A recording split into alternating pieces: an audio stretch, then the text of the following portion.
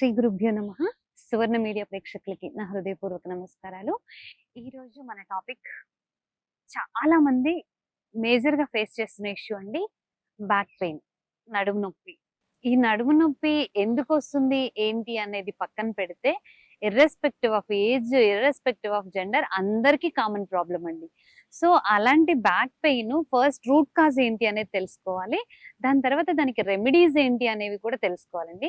First thing ఏంటి అంటే మనం కంటిన్యూస్‌గా ఇప్పుడు లైఫ్ స్టైల్ వల్ల ఏంటి, మనం చేస్తున్న వర్క్ వల్ల ఏంటి, కంటిన్యూస్‌గా కూర్చొని ఉంటామండి. సో అలాంటప్పుడు ఏమవుతుందంటే మీకు ఈ గ్రాయిన్ ఏరియా ఎప్పుడైతే స్టిఫ్ అవుతుందో ఆ ఇంపాక్ట్ అనేది ఈ థైస్‌ని మూవ్ చేయకుండా చేస్తుంది.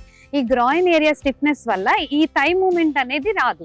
ఇక్కడ హామ్ స్ట్రింగ్స్, కాఫ్ మజిల్స్ ఇవన్నీ స్టిఫ్ అయిపోతాయి అన్నమాట. ఇవి ఎప్పుడైతే స్టిఫ్ అయిపోతాయో ఈ లోడ్ అంతా లోవర్ బ్యాక్. మీకు చిన్న ఎగ్జాంపుల్ చెప్తానండి దీనికి క్లియర్‌గా అర్థం కావడానికి. ఒక టీంలో ఒక ముగ్గురు 3 మెంబర్స్ ఉన్నారనుకోండి, ఏదైనా ఒక టీంలో ఒక వర్క్‌లో. ఆ ముగ్గురులో ఎవరైతే ఒక పర్సన్ వర్క్ చేయరో ఆ లోడ్ అనేది రిమైనింగ్ 2 పర్సన్స్ మీద పడుతుంది కదండి.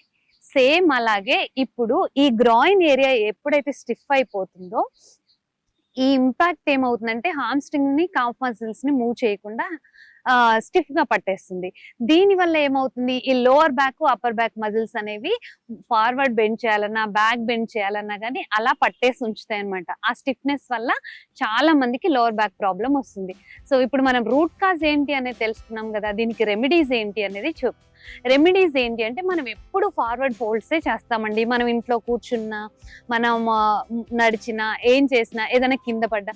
సో ఆబ్వియస్గా ఏంటంటే మన ఈ మూమెంట్ లో స్పైన్ ఎక్కువ మూవ్ అవుతుంది. సో దీనికి కౌంటర్ పోస్చర్ అంటే బ్యాక్ స్ట్రెచ్. ఈ బ్యాక్ స్ట్రెచ్ ఎప్పుడైతే చేస్తామో ఆటోమేటిక్ గా ఇలా మూవ్ అయిన దానికి దీన్ని కౌంటర్ ఇచ్చామనుకోండి, ఆటోమేటిక్ గా అది సెట్ అయిపోతుంది అనమాట. సో అది చేయడం కోసం మనం ఈ గ్రాయిన్ ని ఫ్రీ చేసుకోవాలి. ఇది వెనక్కి ఫ్రీగా వెళ్ళాలి అంటే ఈ గ్రాయిన్ ఫ్రీ అవ్వాలి కదా. సో దానికంటే ముందు ఫస్ట్ మీ గ్రాయిన్ ఏరియా ఫ్రీగా ఉందా లేదో టెస్ట్ చేసుకోవాలంటే జస్ట్ ఈ బటర్ఫ్లై మూమెంట్ ఉంది కదండి, నేను ఈ బటర్ఫ్లై మూమెంట్ ఇక్కడ వరకు చెప్పట్లేదండి, ఎందుకంటే ఇది మనం దీనికోసం చేస్తున్నాం కాబట్టి. ఇలా చేయడం వల్ల ఏంటి అంటే ఈ హామ్ స్ట్రింగ్స్, కాఫ్ మజిల్స్ ఇవన్నీ ఫ్రీ అయిపోతాయి అన్నమాట.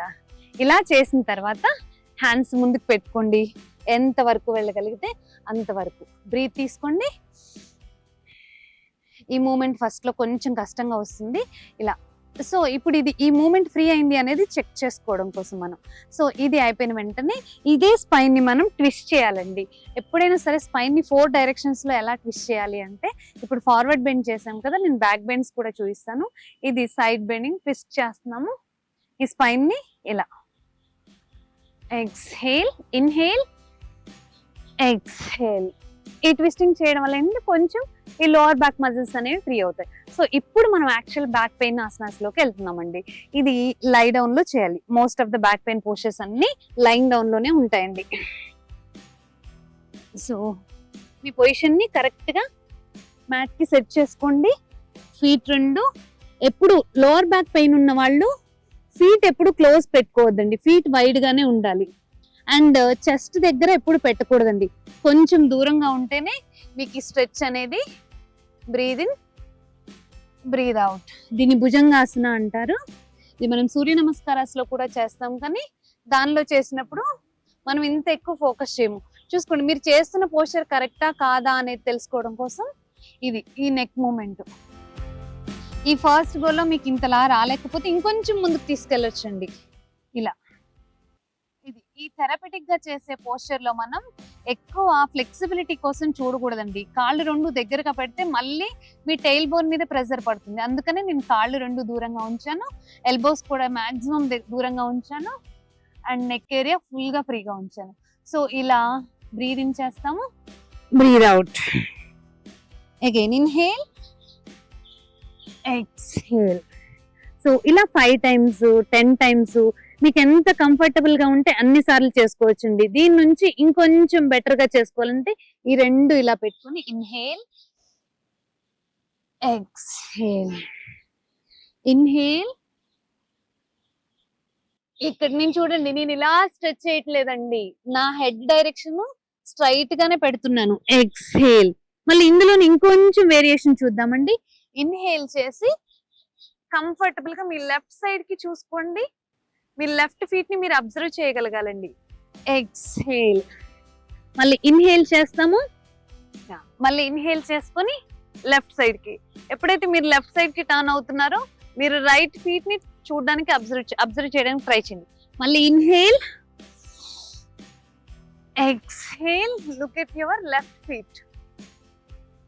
Exhale down, inhale, exhale, look at your opposite side feet.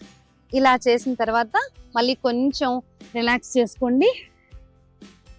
Relax చేసుకున్నప్పుడు ఇలా చూడండి, నీస్ రెండు దగ్గరకు పెట్టుకొని ఈ హిప్ ని రోల్ చేసుకోండి రైట్ కి లెఫ్ట్ కి. ఇలా రోల్ చేయడం వల్ల ఏంటంటే లోవర్ బ్యాక్ మజిల్స్ ఫ్రీ అవుతాయి. దీని తర్వాత ఇదే మూమెంట్ ని ఇంకొంచెం ఇలా లెగ్స్ రెండు కొంచెం దగ్గరగా పెట్టుకొని ఇప్పుడు రైట్ లెగ్ ఫోల్డ్ చేయండి. రైట్ లెగ్ ఫోల్డ్ చేసి రైట్ హిప్ కి టచ్ చేయడానికి, లెఫ్ట్ లెగ్ ఫోల్డ్ చేసి లెఫ్ట్ హిప్ కి టచ్ చేయడానికి. ఇలా ఇలా స్లోగా దీని నుంచి కంఫర్టబుల్ గా బ్యాక్ సైడ్ కి వచ్చి రిలాక్స్ చేసుకో.